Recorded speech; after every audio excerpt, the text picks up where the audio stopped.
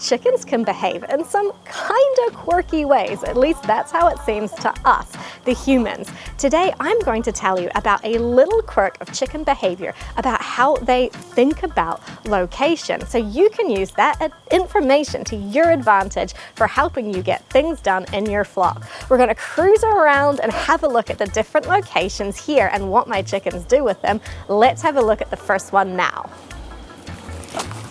This spot used to be one of my chickens' favorite spots to have a nice dust bath in the sun, but I dared to move it from where it used to be, and then they decided it wasn't really their favorite spot anymore. Now, in my defense, it wasn't ever supposed to be a spot for the chickens to have their dust baths and laze around in the sun. It was supposed to be a garden, but they soon kind of ended that idea. So I used to have it a bit further over there. They loved it. It was up by the house. They thought it was fantastic.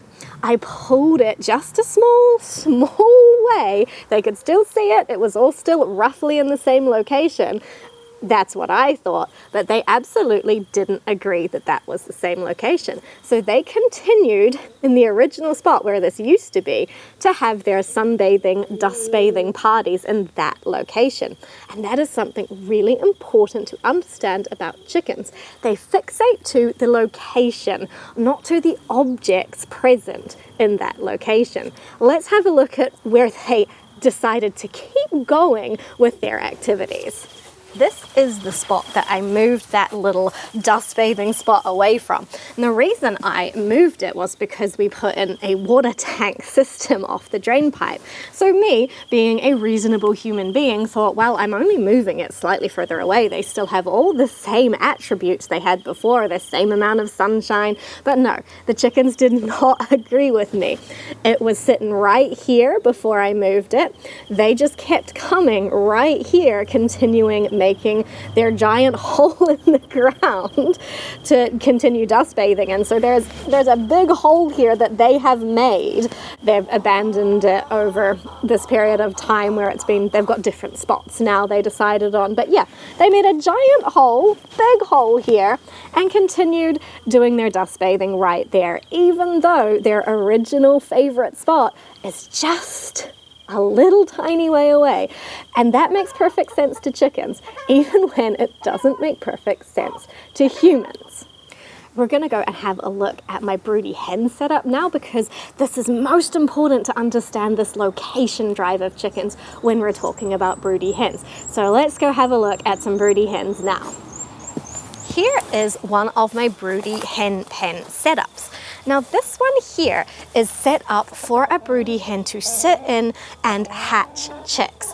Now if I wanted to break the broody hen, I would use more of a system like I have behind me here, which is just an open cage with nothing much happening.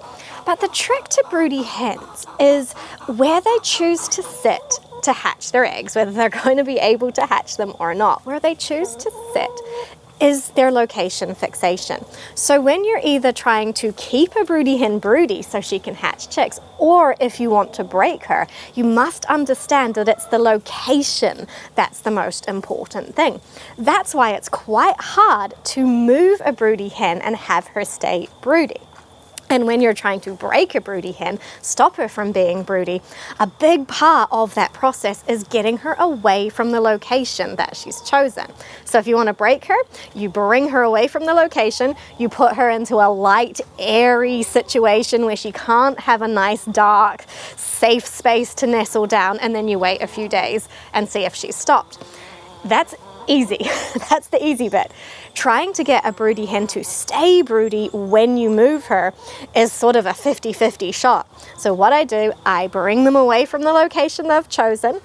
I put them into a setup like this. And we're going to have a look inside here in just a moment, because I do have a hen in here sitting on eggs. It is dark where she's sitting. I've put an extra tarpaulin so it's even more dark so that she's got lots of privacy. I set up a beautiful nest for her to choose in there. I bring her, I give her the option. This hen luckily decided just to sit and do it, but before she was successful, I tried a different hen and she was like, no, this isn't happening. I'm not interested, and there's nothing you can do about it. So that is really crucial information when you're dealing with broody hens, to understand that they're location fixated first and foremost. It's not about the nest, it's not about the eggs, it's not about any of that. It's about the location they chose. Right. I'll open this up now and we can have a little peek in and see how the hen in here is doing. There she is, not too happy about being disturbed, but she is happy in there sitting on her nest, and she's got 13 eggs under her in there. And she has this beautiful, quiet, dark, peaceful location to hang out. And her food and water are at the other end, so she can get them whenever she feels like, but she doesn't feel like getting up too often. She's very dedicated.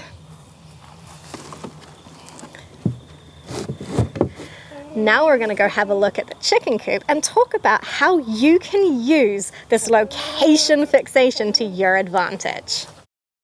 You can use this new knowledge you now have about chicken location fixation to your advantage if you ever need to change things about your chicken's environment. So long as you don't want to change the location too dramatically, you can go ahead. You can change the coop. You could take the coop away and put a whole new coop in its place. And your chickens will be like, oh, something's a bit different here, but this is where we sleep. But if you decided to move the coop's location from here even just a few meters in another direction, your chickens will keep coming back to this spot and be confused, like, where did our house go? Even if they can see it in a new location, they do not identify that as their house. So if you want to do anything that you want, you can just go ahead and change things, and your chickens will be a little bit like, oh, okay, something's different, but they'll be okay with it. I've used that exact thing to change the sleeping situation for some of my young chickens. After their mother had decided she was done with them, they were still sleeping in their chick house. So I kept the location the same, but I swapped their chick house out for a little coop, and then they were just like, oh, I guess we sleep here now. And in they went perfectly happily, which was much, much easier than trying to convince them to sleep somewhere completely different. Now we're going to go and have a look at a little situation that has just happened. A tree that my chickens like to sleep in blew down the other day, and we're going to go and have a look at that.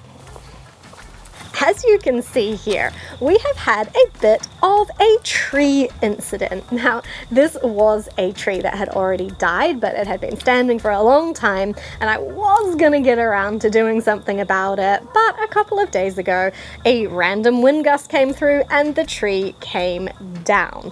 Now, this is a tree that a few of my chickens did like to sleep in, but now they definitely cannot do that. There is no more tree for them to be sleeping in, and that confused them very, very greatly. They were very unhappy and very confused when it came down. And they will have to find somewhere else to sleep. They have found somewhere else to sleep. But that just illustrates the situation.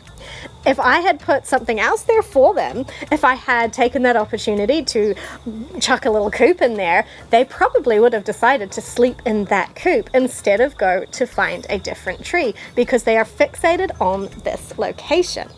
Now, generally speaking, you're not going to cut a tree down to put a coop there just to make your chickens sleep in a coop. But this provided an excellent opportunity to do that if I wanted to, because chickens fixate to the location that they have decided to fixate on. It's just how chickens work. So that is the takeaway from this video, is to understand that chickens are creatures of habit, and they're very, very fixated on location, not on buildings or objects, which is something that I guess mammals would fixate more on, but chickens, not mammals, they are birds. They think about things completely differently, and that is how they think about their world. And you, the chicken keeper, can use that to your advantage, both to understand why they behave the way they do and to use it to your advantage when you want to change things up for them.